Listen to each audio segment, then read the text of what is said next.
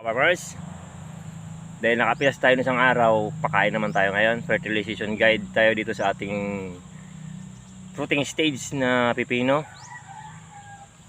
Ito yung mixing natin. Ito na yung itsura. Bali mamimitas din tayo ngayon dahil 1 day gap lang yung pagpitas sa pipino. Mixing 1414, isang lata ng sardinas. Tapos itong urea. Dalawang klase yung abono natin ginagamit. Bali dalawa na ang pakain, tulad pa rin ng dati, ano? So, mayroon tayong ditong nababad. Matigas kasi ang 1414, ano? Ganyan ang kulay. Tapos mamaya-maya harvest tayo pag kaya natin pakain, ano? Ang pakain natin ay 2 lata kada puno. Ito yung lata, 2 ganto ang ididilig natin sa puno. Yan, pwedeng rikta, pwede namang hindi. Yan, 2 lata, no? Kada puno yung papakain natin sa bawat puno ng pipino. No, hanggang dun lang yung pakain natin. 2 lata lang yung abonong gagamitin natin. Huwag nang susobrahan para hindi mamatay yung mga bunga.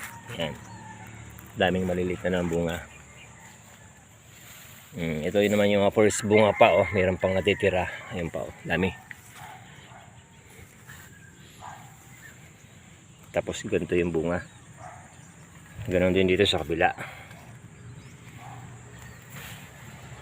Yan ang itsura ni pipino. Pangalawang pitas natin, ito ay nasa 36 days. Yan ang mga talbos. Tapos mamaya spray tayo ng foliar. 3G foliar gagamitin natin mamaya, no? Dami ng trabaho. Yan. Marami na rin na naman mapipitas. Last pitas natin ay naka 100 kilo. Yung napitas natin dito, yung una.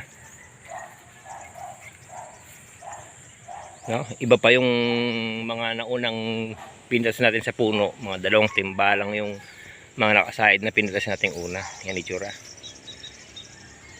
Ganon din dito sa kabila. Pipino sa Tagaraw.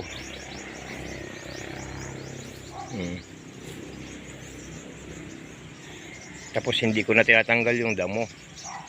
Tinatabasan ko na lang para hindi mabilis matuyo yung lupa. Tagaraw, napakainit, ano? Kahit pa paano napalago natin yung ating cucumber.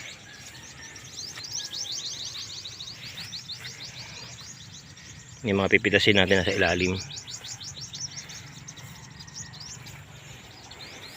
Yung update lang natin, 36 days, pangalawang pitas na. Ito, malalaki na to.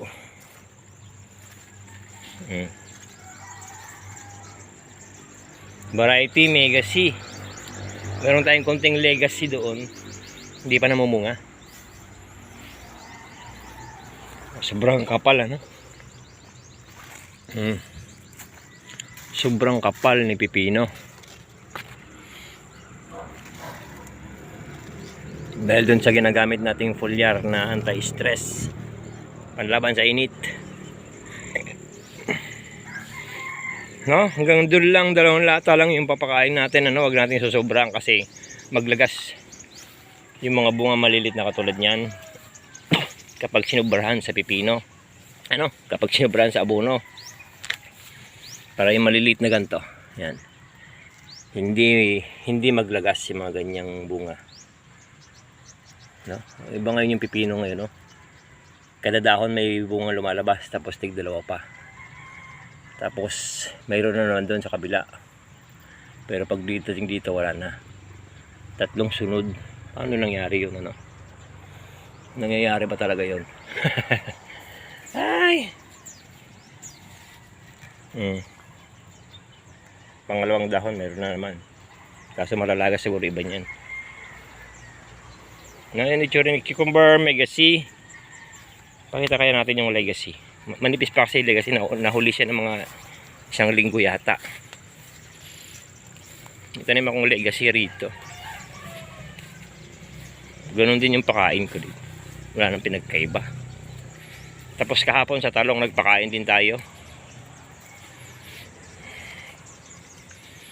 Ito yung talong natin.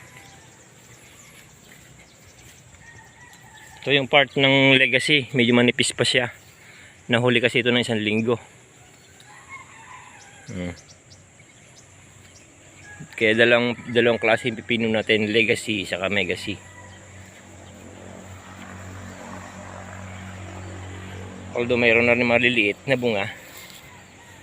Parang Megacy lang din to. Sa mga sanga nagbubunga.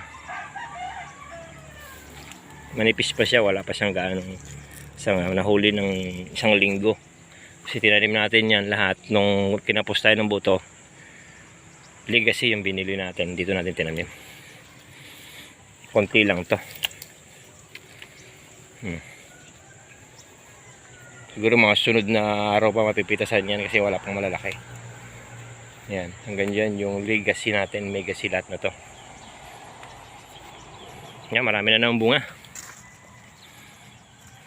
May pitas tayo dito. Sana maka 150 kilo man lang tayo, ano? Kasi hindi pa napipitasan si legacy. Megacy pa lang yung napipitasan natin. O 200 kilo man lang.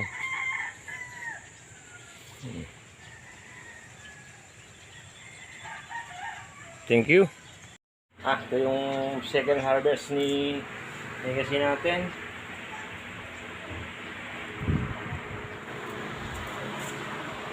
Uh, 200 kilo siguro. Yung first harvest ay 100 kilo lang. Ngayon nasa 200 siguro to. Madilim. Malalaki naman. Legacy F1 natin, second harvest.